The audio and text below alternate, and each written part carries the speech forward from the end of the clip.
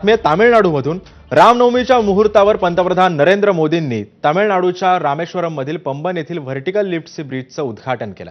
2019 साली मोदींनी याच पुलाच्या कामाचं भूमिपूजन केलं होतं। हा पूल देशातला पहिला व्हर्टिकल लिफ्ट सी ब्रिज आहे। विशेष म्हणजे हा पूल उभारताना अत्याधुनिक तंत्रांचा वापर देखील करण्यात आलेला आहे। हा पूल म्हणजे भारताच्या समृद्ध अभियांत्रिकीचा एक उत्तम नमुना असल्याचं बोललं जात आहे। पंबन इथे उभारण्यात आलेला हा पूल जो आहे तो आशिया खंडातील पहिला व्हर्टिकल लिफ्ट सी ब्रिज आहे। हा पूल मंडपम पासून रामेश्वरम पर्यंत उभारण्यात आलेला आहे। पूल उभारण्यासाठी एकूण 535 कोटी रुपयांचा देखील खर्च आल्याची माहिती आहे।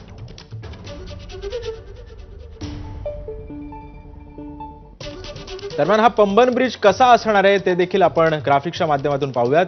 रेल्वे वाहतुकीसाठी पंबन ब्रिजची निर्मिती करण्यात आलेली आहे। जुन्या रामेश्वरम ते मंडपम पुलाला हा समांतर पूल असणार आहे। 2013 ला अपघातामध्ये जुन्या पुलाचं नुकसान झाल्यानं हा नवा पूल बांधण्यात आलेला आहे। डिसेंबर 2022 पासून पंबन ब्रिजवरची रेल्वे वाहतूक ही बंद करण्यात आली। देशातला पहिला व्हर्टिकल लिफ्टिंग पूल हा असणार आहे। व्हर्टिकल लिफ्टिंगमुळे पुलाचा काही भाग वर करून पुलाखालून जहाजांची ये-जा होणार आहे। पुलाची लांबी ही 2.7 किलोमीटर इतकी आहे। पुलाचा निर्मिती खर्च हा 550 कोटी रुपये आहे।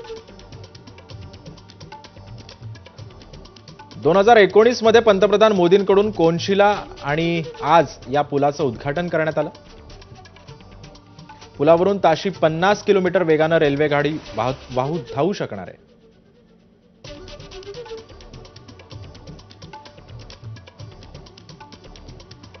पुढची